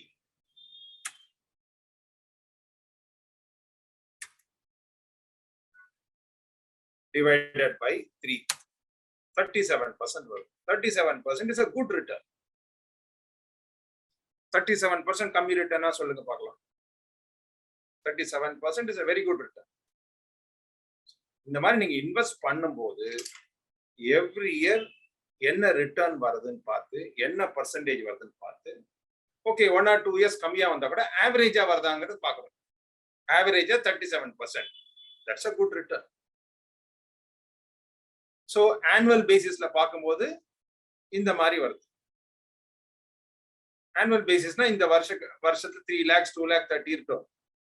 அதே மாதிரி இன்வெஸ்ட்மெண்ட் ஆவரேஜ் இன்வெஸ்ட்மெண்ட்டும் பார்க்கலாம். இப்போ வருஷ பில்டிங்ல 3 lakhs இருக்கு, வருஷ கடைசியில 2 lakh 30 இருக்கு. அப்ப ஆவரேஜ் இன்வெஸ்ட்மெண்ட் என்ன? 3 lakhs plus 2 lakh 30 divided by 2.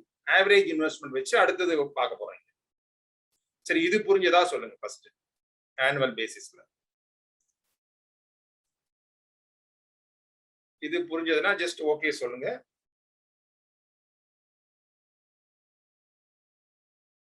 Yes sir.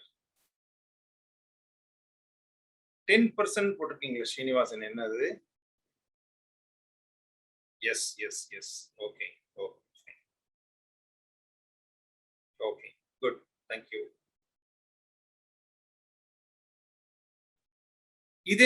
இதே எக்ஸாம்பிள் இன்னொரு மாடல்ல பார்க்கலாம். எப்படின்னாக்க average annual profit divided by initial investment into 100. Average annual profit.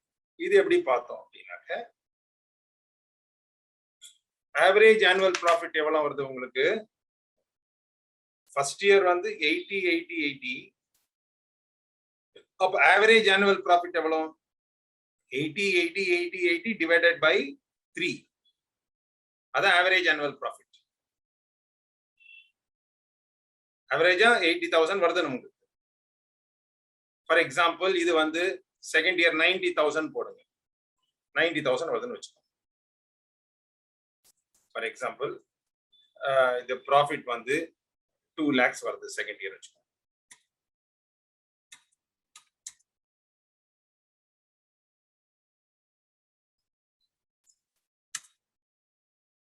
$1,30,000.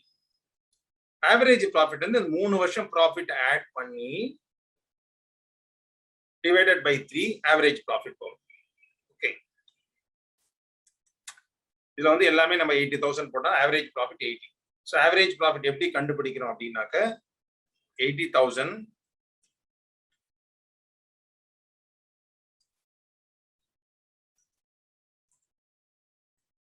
first year profit plus second year profit plus third year profit divided by 3. 80,000 average profit. Initial investment எவ்வளவு பண்றீங்க நீங்க? 3 lakhs அவ்வளவுதான் பண்றீங்க. அதுக்கப்புறம் நீங்க இன்வெஸ்ட் பண்ணல. அதான் இனிஷியல் இன்வெஸ்ட்மெண்ட். அப்ப ஆவரேஜ் ரேட் ஆஃப் ரிட்டர்ன் பாத்தீங்கன்னா எவ்வளவு வருது? Average 80,000 divided by 3 lakhs into 100. 26.67%. So first one வந்து every year தனித்தனியா பாக்குறீங்க. தனித்தனியா பார்த்துட்டு அத ஆவரேஜ் பண்ணி 37 போட்டிருக்கீங்க. இதுல வந்து 3 இயர்ஸ்க்கான ஆவரேஜ் ப்ராஃபிட் எடுத்துறீங்க. எடுத்து இனிஷியலா இன்வெஸ்ட் பண்ணி இது 26%. அப்படியே நல்ல return. 26 is also a good return. 26% is not a bad return. Okay. இதை இன்னொரு மாடல்ல பார்க்கலாம். ஆவரேஜ் இன்வெஸ்ட்மெண்ட் கூட பார்க்கலாம். இப்போ ஆவரேஜ் ப்ராஃபிட் எவ்வளவு வருது நமக்கு? 80,000 போட்டோம். ஆவரேஜ் இன்வெஸ்ட்மெண்ட் அப்படின்னு பாத்தீங்கன்னாக்க இயர் ஃபர்ஸ்ட் இயர்ல 3 lakhs இருக்கு இன்வெஸ்ட்மெண்ட். லாஸ்ட் இயர் 90,000 இருக்கு. அப்ப ஆவரேஜ் இன்வெஸ்ட்மெண்ட் எவ்வளவு? 3 lakhs plus 90,000 divided by 2. அதான் average investment. Average investment. So இது வந்து 80,000 இருக்கு. இது வந்து ரொம்ப கிளியர், எல்லாருக்கும் புரியும். ஆவரேஜ் இன்வெஸ்ட்மெண்ட் அப்படின்னா ஓப்பனிங்ல 3 lakhs இருக்கு பிளஸ் தேர்ட் இயர் எண்ட்ல எவ்வளவு இன்வெஸ்ட்மெண்ட் வேல்யூ இருக்கு உங்களுக்கு? 90,000 ஆயிடுது. 3 lakhsங்கிறது டெப்ரிசியேஷன் எல்லாம் போட்டு 90,000 divided by 2. 1,95,000. இப்ப பாருங்க ரிட்டர்ன்ஸ் 41% வருது. சோ 3 மெத்தட்ல கண்டுபிடிக்கலாம் நீங்க. ஃபர்ஸ்ட் மெத்தட்ல எவ்ரி இயர் என்ன ரிட்டர்ன் வருது பர்சன்டேஜ் போட்டுட்டு ஆவரேஜ் 37 அது 3 ஆட் பண்ணி கண்டுபிடிக்கிறீங்க. வெர்ஷன் 2ல என்ன பண்றீங்க? Average profit for all the 3 years எடுத்துட்டு இனிஷியல் இன்வெஸ்ட்மெண்ட் கால்குலேட் பண்ணி பாக்குறீங்க. மூணாவது மெத்தட்ல என்ன பண்றீங்க? ஆவரேஜ் ப்ராஃபிட் எடுக்கிறீங்க, ஆவரேஜ் இன்வெஸ்ட்மெண்ட் எடுக்கிறீங்க. இன்வெஸ்ட்மெண்ட் வருஷம் மாறலாம் இல்லையா? ஃபர்ஸ்ட் இயர் 10 lakhs இருக்கலாம், செகண்ட் இயர் 15 lakhs இருக்கலாம், தேர்ட் இயர் 20 lakhs இருக்கலாம். இப்ப ஆவரேஜ் இன்வெஸ்ட்மெண்ட் எவ்வளோ, ஆவரேஜ் ரிட்டர்ன் எவ்வளோ, எல்லா எல்லா பர்மிட்டேஷன் காம்பினேஷன்ல உங்களுக்கு பிராக்டிக்கலா வரும் இஷ்யூஸ். சிம்பிள் மாடலா இருக்க போறது இல்ல. 10 lakhs வருது 3 வருஷம், அந்த 10 lakhs போதும்னு சொல்ல முடியாது. ஃபர்ஸ்ட் இயர்ல 10 lakhs போடலாம், அடுத்த வருஷம் 11 lakhs போடணும். அதாவது இந்த 3 மெத்தட் பார்க்கலாம். இன்னொரு மெத்தட் அதுல இருக்கு. சம்டைம்ஸ் அடிஷனல் ஒர்க்கிங் கேபிட்டல் உங்களுக்கு தேவைப்படலாம். Sometimes additional working capital, plant வாங்கிட்டீங்க, மிஷினரி வாங்கிட்டீங்க, பட் ஒர்க்கிங் கேபிட்டல் தனியா நீங்க இன்வெஸ்ட் பண்ணணும் அப்படின்னாக்க இந்த மெத்தட்ல யூஸ் பண்ணணும். இதே தான் average profit 80,000, additional working capital 45,000, அப்ப ஆவரேஜ் இன்வெஸ்ட்மெண்ட் 2,40,000. அப்போ ரிட்டர்ன் என்ன வருது? 80,000 divided by 2,40,000 into 100, 33% average rate of return. So 4 situations உங்களுக்கு வரலாம். 4 situation வரலாம். 4 situationக்கு உங்களுக்கு நான் எக்ஸாம்பிள் கொடுத்துருக்கேன்.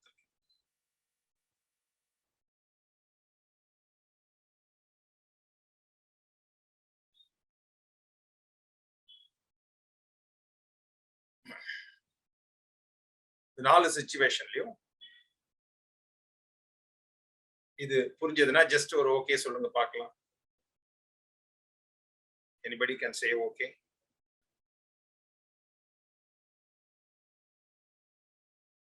இதுல ஏதாவது கன்ஃபியூஷன் இருந்தா please you can ask me right now. I will explain again.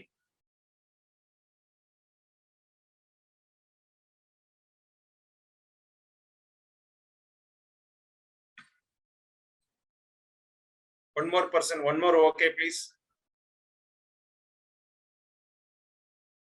One more okay.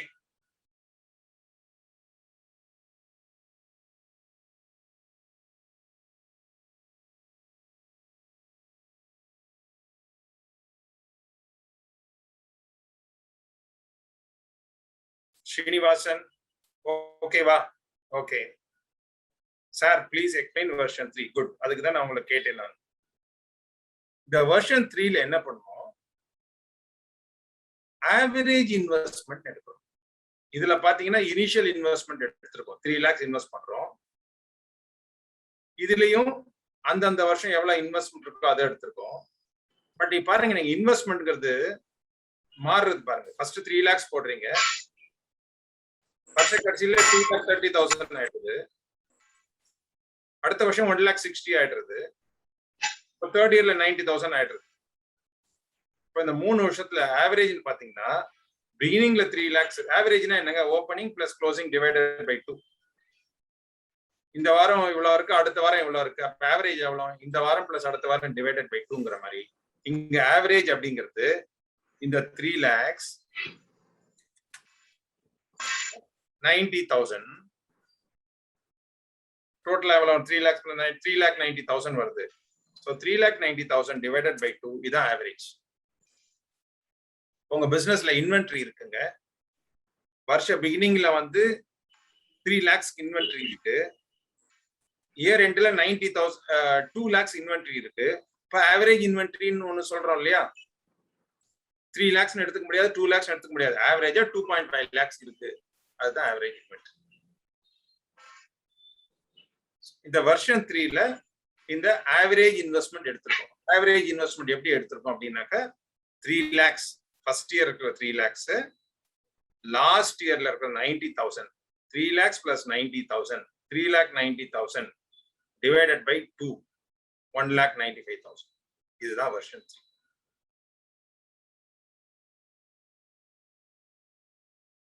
Saravanakumar, ஓகேவா? Saravanakumar, okay, good.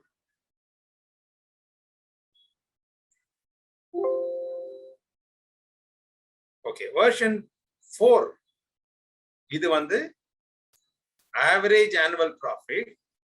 இந்த இன்வெஸ்ட்மெண்ட் தவிர எக்ஸ்ட்ரா உங்களுக்கு ஒரு ஒர்க்கிங் கேபிட்டல் போகும் சம்டைம்ஸ். ஸோ அதையும் ஆட் பண்ணி அதையும் இன்வெஸ்ட்மெண்ட்டா எடுத்துக்கிறீங்க. அதான் இதுல ஒரே டிஃபரன்ஸ். இந்த 1,95,000ங்கிறது இப்போ 2,40,000 ஆகும். அடுத்த ஒரு சின்ன எக்ஸாம்பிள், அதோட வந்து இன்னைக்கு கிளாஸஸ் முடிச்சுக்கலாம். Initial investment 10 lakhs. Initial investment 10 lakhs. First 5 years. Year 1ல profit after tax and depreciation 50,000, year 2ல 75,000, இயர் 3ல 1,25,000, டோட்டல் 4,60,000. சால்வேஜ் வேல்யூன்னு ஒண்ணு கொடுத்துருக்கு. அதாவது 5 வருஷம் கழிச்சு இந்த அசட்டோட வேல்யூ 80,000 தான் இருக்கும். பாருங்க, நீங்க 10 lakhs இன்வெஸ்ட் பண்றீங்க, 5 வருஷம் கழிச்சு நீங்க அதை விற்கலாம்னா 80,000. இந்த சால்வேஜ் வேல்யூங்கிறது ரொம்ப இம்பார்ட்டன்ட் உங்களுக்கு. இந்த மாதிரி டிசிஷன் எடுக்கும்போது 5 வருஷம் ரெண்ட் வரும்பா, அப்ப 6வது வருஷம் என்ன பண்ணலாம், அது ஏதோ ஒரு விலைக்கு வித்துடலாம். ஒரு மெஷினரி வாங்குறோம், 5 வருஷம் ரிட்டர்ன் வருது, 6வது வருஷம், தட்ஸ் கால்ட் சால்வேஜ் வேல்யூ. அந்த ரெண்ட் இன்கம் வர ஸ்டேஜ் முடிஞ்சு போச்சு, ஆனா அதை நீங்க டிஸ்போஸ் கிராப்பா விற்கலாம், இல்ல செகண்ட் ஹேண்ட்ல விற்கிறீங்க. That's called salvage value 80,000. இப்போ ரேட் ஆஃப் ரிட்டர்ன் அப்படின்னாக்க average yearly profit divided by average investment. இப்போ என்ன வருது? Initial investment is considered. Initial investment அப்படின்னு நம்ம பார்த்தோம்னா, initial investment 10 lakhs. Average profit எவ்வளோ? 92,000. 92,000 எப்படி 92,900 வருது? டோட்டல் ப்ராஃபிட் எவ்வளோ? 4,60,000 divided by how many years? 5 years. 92,000 average profit வருது. Initial investment 10 lakhs. அப்போ ரேட் ஆஃப் ரிட்டர்ன் 9.2%. எப்படி 9.2% வருது? 92,000 divided by 10 lakhs into 100. 9.2%. Average investment நம்ம கன்சிடர் பண்ணோம் அப்படின்னாக்க ஆவரேஜ் ப்ராஃபிட் எவ்வளோ? 92,000. ஆவரேஜ் இன்வெஸ்ட்மெண்ட் வந்து 5,40,000.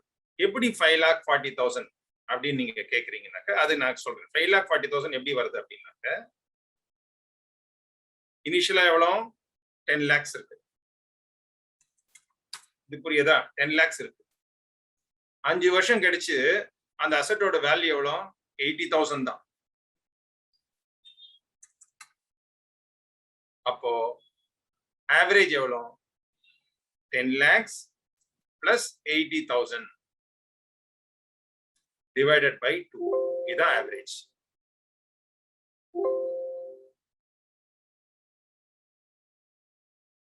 $10 lakh plus 80,000 divided by 2, 5,40,000 average. இப்போ ஆவரேஜ் இன்வென்டரியில பார்த்தா உங்களுக்கு பர்சன்டேஜ் 17% வருது. இது வந்து ரியலிஸ்டிக். உங்களுக்கு ஃபர்ஸ்ட் இது வந்து 10 lakhs போட்டு பாக்குறீங்க 9.2 அப்படின்ட்டு. ஆனா உங்களுக்கு ரியலிஸ்டிக் எவ்வளவு வருது? 17% ரிட்டர்ன், ரேட் ஆஃப் ரிட்டர்ன் வருது. இது இன்னொரு எக்ஸாம்பிள் உங்களுக்கு புரியறதுக்காக சொல்றேன். இந்த எக்ஸாம்பிள் புரிஞ்சதா உங்களுக்கு? இதுல என்ன அடிஷனலா சால்வேஜ் வேல்யூன்னு ஒண்ணு போட்டிருக்கோம். 5 வருஷம் கழிச்சு நீங்க வித்தீங்கன்னா பேபேக் பீரியட வச்சு பாத்தீங்கன்னா நீங்க இதுல இன்வெஸ்ட் பண்ண மாட்டீங்க இதுல. ஏன்னா 5 வருஷத்துல உங்களுக்கு மொத்தம் வர அமௌண்டே 4,60,000 தான் வருது. 10 lakhs இன்வெஸ்ட் பண்ண மாட்டீங்க. சோ ரிட்டர்ன், இயர்லி ரிட்டர்ன் பாத்தீங்கன்னா இவ்வளவு வருது. அதனால சம்டைம்ஸ் வந்து ரிட்டர்ன் மாத்திரம் நீங்க பார்க்க கூடாது, பேபேக் பீரியடும் பார்க்கணும். சோ ரிட்டர்ன்ஸ் மாத்திரம் பார்த்து நம்ம இன்வெஸ்ட்மெண்ட் பண்ணிடலாமா? முடியாது. பேபேக் பீரியடும் பார்க்கணும், ரெண்டுமே பார்க்கணும். ஓகே,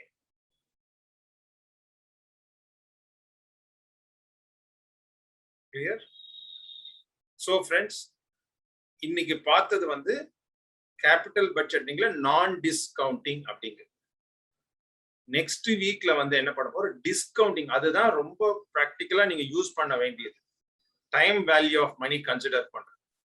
அதான் நெக்ஸ்ட் இதுல பார்க்க போறோம். டிஸ்கவுண்டிங் பார்க்க போறோம்.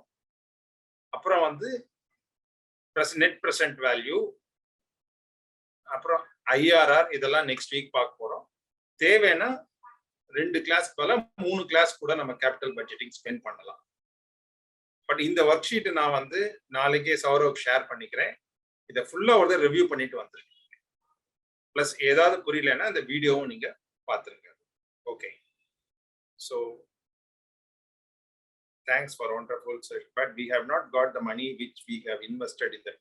Yes, Karunya, your observation is correct. Karunya, observation correct. இப்போ சொல்லுங்க, நீங்க அதில் இன்வெஸ்ட் பண்ணுவீங்களா? அதுல காருண்யா, சௌரவ் காருண்யா வேணா அன்மியூட் பண்ணுங்க, ஒரு இன்ட்ரெஸ்டிங் क्वेश्चन ஆன்சர் பண்ணிருங்க. காருண்யா அன்மியூட் பண்ணுங்க. Can I speak, sir? Yeah, yes, Karunya. 10 lakhs investment, but totally over a period of 5 years. Looks very low return because we are not getting the money back. Correct. And have to consider depreciation, then inflation rate. நான் inflation rate எல்லாம் கூட காருண்யா அது கூட வேண்டாம். சிம்பிளா பாத்தீங்கன்னா 10 lakhs invest பண்றீங்க, எவ்வளவு வருது உங்களுக்கு ரிட்டர்ன்? 4,60,000. 4,60,000. 6th இயர்ல ரிட்டர்ன் இல்லங்கறீங்க. நீங்க இன்வெஸ்ட் பண்ணுவீங்களா அதுக்கு? கண்டிப்பா பண்ண மாட்டேன். அதுதான் objective of this class. So எவ்வளவு இது பே பேக் வச்சு பாத்தீங்கன்னா உங்களுக்கு வராது. Suppose 6th year 7th year 8th year வந்துட்டே இருக்குன்னு வச்சுக்கோங்களேன், 10 lakhs ரெக்கவர் ஆகணும், அதுக்கப்புறம் உங்களுக்கு மார்ஜின் வரும். அதுங்கதான் பே பேக் பீரியட் கால்குலேஷன் உங்களுக்கு ஹெல்ப்ஃபுல்லா இருக்கும். இதுல வந்து என்ன ரேட் ஆஃப் ரிட்டர்ன் சொல்றோம், இந்த வருஷத்துக்கு ரேட் ஆஃப் ரிட்டர்ன் இவ்வளவுதான் 9.25%. ஆனா 9.2% உங்களுக்கு 10 வருஷம் வந்தாதான் உங்களுக்கு இந்த பணம் வரும். 12 வருஷம் வரணும். ஃபர்ஸ்ட் இயர்னால உங்களுக்கு வந்துட முடியாது.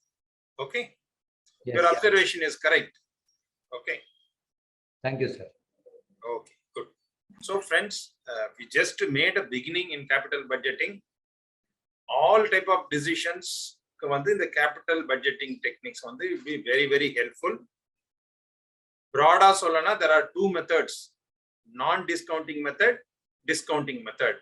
நான் டிஸ்கவுண்டிங்கிறது சும்மா அப்படி 10 லட்சம் போடுறோம், 5 வருஷம் 2 லட்சம் 2 லட்சம் வருது, 10 லட்சம் வந்துட்டு சரியா போச்சு. ஆனா தட் இஸ் நாட் கரெக்ட். இன்னைக்கு போடுற 10 லட்சம் உங்களுக்கு 5 வருஷம் 2 லட்சம் வந்தா அது ஈக்குவல் ஆயிடுமா? ஆகாது. ஏன்னா 5வது வருஷம் வர 2 லட்சத்துக்கு இன்னைக்கு வேல்யூ கிடையாது. அதுக்காக தான் டிஸ்கவுண்டிங் மெத்தட் போய் பார்க்கணும்.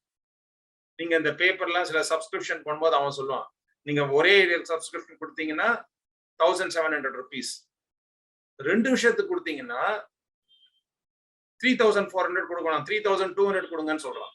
ஏன்? இன்னியோட 1700 2 வருஷம் கழிச்சு 1400 தான் வேல்யூ. அதுதான் present value of money. Okay, so if you have any other questions we can start, I can answer. Otherwise we'll meet in the next session.